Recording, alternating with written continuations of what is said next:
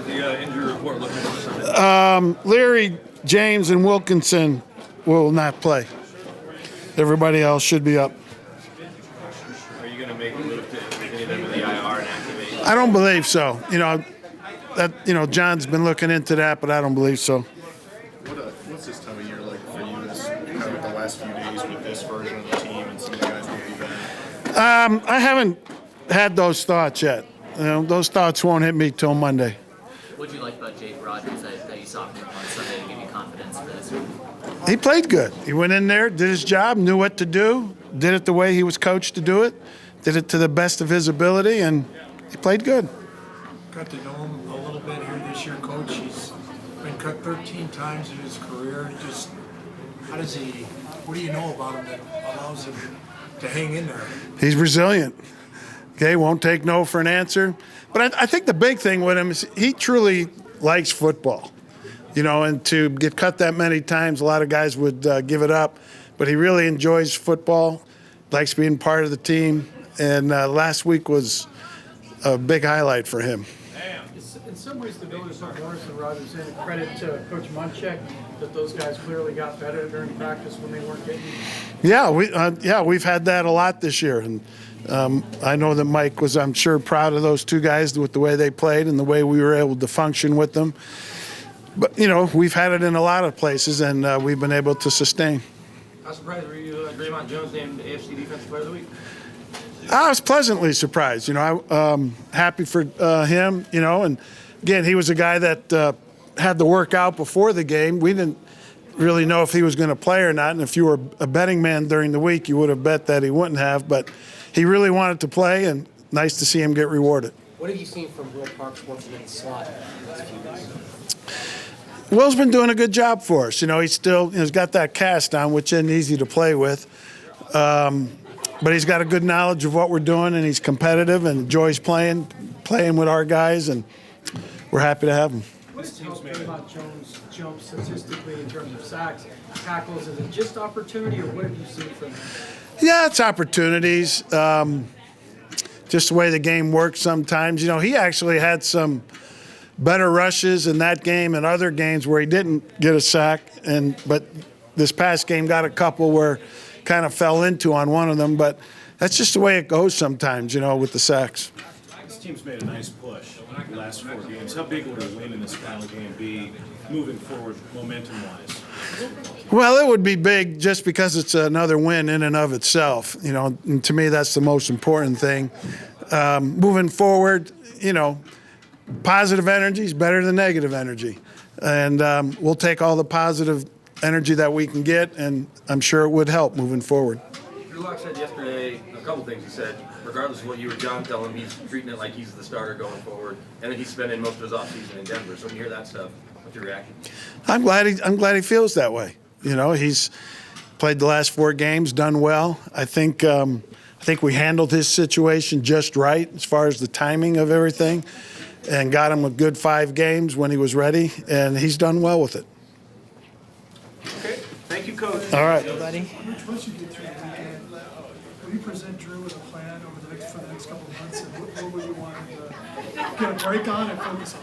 Yeah, no, every year with the quarterbacks, we always have an individual plan designed to help them in the offseason. So first you want them to get away and recharge their battery a little bit. It's been a long year, but then you want them to come out with an agenda and an objective to improve certain areas. And so for Drew, we'll have a plan put together. We already do, and we'll sit down and finalize it before he leaves. And we'll talk while he's gone too, and we've already kind of set the stage for that. Are you surprised he was able to go from kind of this gunslinger mentality to essentially kind of a game manager last week, taking what's given, or have you seen that behind the scenes, that he's coachable in that way? Yeah, I think that gunslinger thing was mentioned before. I think one of the things I've been very impressed with, and I think it's a quality that will serve Drew very well in the NFL, is he knows when to push the envelope and when it's time to be a smart football player. And finding that balance, I think the great players, the quarterbacks in this league, they know it. Sometimes you're going to get caught and you're going to do a little bit too much, like he did against Kansas City. And as a young player, you got to learn from that. But in the end, he's been a very fast learner. And he's got a lot of ability to control his emotions when he needs to, and then turn it on when he needs to. You had kind of a patchwork offensive What Yeah. allowed those guys to work so well together? I would give the credit to Mike Munchak, first of all. I mean, he's about as good a coach as there is in this league. He's an ultra-positive guy. It doesn't matter what adversities face those guys. He's just been real upbeat with them, and he's kept them in it. But I will say that it's just kind of how we've been all year. You know, we got a lot of character, and guys have had to step up all year, whether it's been Beck, Beck or, quarterback going with Brandon and now Drew, or all on down the line positionally. We've got a lot of character, and I think that they've worked hard together. They gel together. They play hard for each other, and I was really proud of what they accomplished. In what way have you grown the most as an offensive coordinator for the first time in the NFL? Yeah, I mean, like anything, the more you do something, the better you get at it. But it's just it's hard to bring a team together in this offensive system. I mean, there were no former players that played in this offense that we brought in here. You know, we were young guys starting together ourselves. Most of these coaches I didn't know. So we're learning together. So all of us together, we become how to game plan off each other, understanding our players, getting it easier for them. All that takes time, and I think it's showing that. But San Francisco, 2017, we started 0-9, and we struggled mightily too. It's just the way it goes sometimes. But I think that we got a lot of resilience in this facility with these players, and I think they're going to be very good in the future. When you were in San Francisco, in that second year back, what did you guys do to kind of build off the progress you made in year one in terms of learning that offense? Well, I mean, again, I don't want to compare. Every situation is a little different, but I will say this. Where it is unique is the last 5 games we had Jimmy come in, and I thought he re-energized some things just with his personality and whatnot. And to some degree, that's what Drew's done. And, not that the other guys didn't do a good job and all that. He's done his role to do that. And, we're excited about where we're headed, and I think the guys around him are getting better, and he's empowering them too. And we got a chance to get better in the future. We'll see where that takes us. Sutton had one of his better games of the year in week 1 against the Raiders. Was that something matchup-wise that worked well for him? Was it just a good day for him? I'm sorry, what was that? Oh, Cortland, yeah. In week 1 against the Raiders? Yeah, I mean, every week everyone plays guys different. I think he was an unknown commodity at that time. I mean, not that he wasn't on their radar, but he definitely, Emmanuel was there, and they didn't know what we were going to do offensively, and so we were able to hide some things early on, which he later put on film. So I think that probably snuck up on him, and that was part of it. But, they're going to have a plan for Cortland, and, it's our job to, when they do something, to counteract that and make other guys come alive. What would it mean for Lindsey to get 1,000 yards rushing, and you're the coordinator of that attack? Is that significant for you? Yeah, I mean, I hope that it's not significant in the sense that I hope it's a byproduct of us winning the game. Like to run the football, him play well, our line play well, it'll naturally occur. But I'm more pleased with his feel for the offense these last few weeks. I just feel like he's in the run game in particular. He's just gotten better and better. It takes a little bit of time. And he's starting to figure it out against these 4-3 types of teams, and he's playing better and better. So I hope it translates on Sunday into him having a great game and leading to 1,000 yards. What have you seen from Garrett Bowles progress-wise in the last few weeks?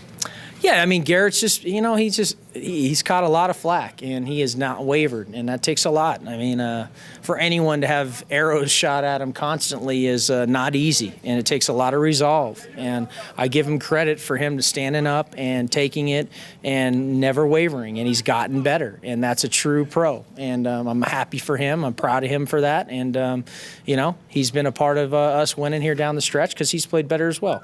And I hope that continues. Does that apply to you as well? Taking arrows, criticism, being out front? How have you dealt with that? And do you feel like has it made you better? How have you kind of dealt with criticism in that regard? Yeah, I mean, it's just part of the business. I mean, what goes on inside the building, we all know where we're headed. And what it looks like on the outside, everyone's going to have their opinions, and they're going to question things and this and that. And that's just the nature of this league and how it is nowadays. But I have no issue with those opinions. I mean, like I said, we were 0-9 in San Francisco, and no one panicked because Kyle had been through it, and he knew what this offense took and what it took, and it taught me a lot. And I think that helped me through this process as well. And, excited about where we're headed, and I'm not worried about those things. Is that something you think about when you're coming in? Like, okay, we want to have high expectations for this year, but keep in the back of your mind, like this does take a little bit of time to get ready. Yeah, I mean it's a complex offense, and it takes players to gel. And if you've had players that have played in it, sometimes it can accelerate that. For our system and where we were a bunch of young guys learning it from the ground level, and you're only going to get better in time. The more you're in it, the more confident you get, the faster you play. It's like rookies, it's all of it. And so, yeah, myself working with these guys, figuring out what they do best, excited about the future and excited about them, and really happy with how hard they fought down the stretch. And I think that it says a lot about them and where we're headed. Rich, you and For a couple more guys. TC are actually limited in how much you can deal with Drew in the offseason until late April. Are there certain people you'll try to steer him towards to maybe help him take any kind of step forward? I'm not going to comment on that, but there's definitely a plan that can help him that some other guys that we've had have done, and I'm hoping to see that happen. You mentioned Andrew back earlier. How much did you know about him before you came here? Brian Stark in our building deserves a lot of credit for that one. He was on him pretty early in the draft process, and New England took him as an undrafted, but we followed him the whole time and watched him through preseason. And he really, him and Matt were really on it, and him and Matt Russell, and they really liked him. And when Jano was injured, thought he was a good fit, and he's smart, he's tough, and he has a lot of the characteristics it takes to do that position and to be successful in this league. And very fortunate that he showed up, and he's going to be a really good player in this league for a long time. Last one here, Troy. Oklahoma 1970s wishbone on that play. How long did you have to get to where you trust that play to run in the game? Was that late? Well, we were gonna do it in preseason, and I had it in Jano's mind all preseason, and then he got hurt, so it kind of went on the back burner for a while. And then, of course, I saw the 49ers run it a few weeks ago, and I was ready to dust it off because it was a play we'd put together a couple years ago. And, and I think Beck, you trust him. He's savvy, he's smart, and you kind of know the look. And, he kind of knew he was going to maybe have to take a hit for the team for a big play, and he did a great job. And it was cool to see it executed, and it's a credit to getting all 11 guys to do the right thing and how they pulled it off under pressure, and I think that says a lot about them. Thanks, Coach. What do you think how Will Parks has done working against slot receivers last few weeks? He's done a really good job, and we're talking about Will with slot receivers, but he's been such a valuable piece to us. He's played at all levels of our defense, and he's playing with the cast on his hands, so that's even more of a challenge, but we're very pleased. Hey, Ed, how have you seen Vic grow in his role as the head coach this year for the first time? I don't really comment on him growing, but what I would say is, it's seamless as far as when he was a defensive coordinator to going to head coach. He kept the same principles. He's the same exact guy. It's all about preparation and details, and there's no surprises to me at all. Rich just talked about how long it takes his offense for everyone to understand it. How long does it take the defense to understand this scheme and get to full speed with it? Right. Well, you got to go back 9 years. We put this defense in 2 other times, and we wanted to do it quicker and faster this time. And we kind of take off. We don't start over again, so there's a lot of stress on the players to learn and be up to speed. But right now, we're happy with where we are on the path we are, and we look to grow next year. What do you see from Dre'Mont Jones and where he's taking steps recently? Yeah, the impressive thing about Dre'Mont is, he was battling an injury, and to stay the course as a young player and to come out and have a productive day like that is very impressive. But he had some guys helping him. The rest of the line played really well. We had some guys filling in there. Bill Kolauer's done a great job with the line, and whoever we put in there, they play together and they team rush. Ed, as a defensive background, when you look at college corners now with the spread offense, has it become more difficult to evaluate how they may fit what you guys do? Yes, it is. It's harder to project because they're not doing the one-on-one things with more time that they have to do in the NFL. So it's more spread out. They see things in front of them, and they're reacting to quicker passes. Does anything they do help them when they come to the pros now? I think they have more vision, and they're better with quick game and those kind of things. But really, most of it, we just have to project. Okay. Hey, thanks, guys. What happened on Diontae's kickoff return? You know what? He got ran down by the backside safety. That's the one guy that got us really the 2 weeks before, at Houston also. So we got to get that backside guy blocked. But I thought he did a good job of hitting that seam, and tried to run back across field from where they were kicking the ball, and they squeezed pretty hard, and you did a good job of hitting that. Is it tough to respond as a punt coverage unit later in the game after you give one up? You know what? I think it is, yeah. If you really look at the Indy game last week, for example, Carolina got 2 on them, so it does affect. For us, it wasn't. It's one of those deals where the next punt, it's really the same punt. It's the same ball out to the left, and Joe went down and made the play. And the biggest thing we have to do is we have to tackle better. You miss 5 tackles, and you deserve to get beat, and Jamal made a great play. Sometimes coaches go in and they look at their own team and they take away from a guy that made a great play. But at the end of the day, we got to tackle. You got 5 guys that got a chance to tackle, and we didn't tackle. And that's on me, as a coach. You have to be better at that. You can't give up 2 touchdowns. It's really the same punt that we had at LA, and you have to improve off of that, and it can't happen. How is that on you when there's so many missed tackles? Well, when it happens twice, when it happens once in a season, you got to go get that fixed, and it happens twice, you haven't fixed it, and that's reality. If you fixed it, it wouldn't happen again, and I'm not a guy that's going to make that excuse. You hear about, hey, you got young players, this player, that player. These guys are all NFL players. They've earned the right to be here, so it doesn't matter your age or it doesn't matter experience. I got to tackle better. We got to do a better job tackling in practice because it didn't show up in the game. Anything? Thank you. What did it mean to you to get that honor, AFC Defensive Player? Meant a lot to me, especially because of the history behind it with being the 3rd rookie to do it. Have you progressed the way you'd hoped to? What has this year been like in terms of a process? A lot of ups and downs, doing things you don't always want to do, but, that's the role that coaches project on you, and accepting it and taking it forward and just running with it. And luckily, and unfortunately, some guys got hurt, and I was able to step up and just do some things for myself. How close were you to not playing on Sunday with that ankle? It's pretty close. To be honest, it was really a game-time decision. I got there early so I can work out and see how I feel, have Coach Carlisle look at me, and I turned out okay. What do you do to kind of compensate? Do you put extra wrap on the ankle? How do you deal with that? It's not much you really can do with a high ankle sprain. Besides this treatment tape and extra wrapping on top of it. We've talked about the team's possible momentum going into the offseason, but how much can you use these last few games to kind of fuel your offseason and then go into your second year?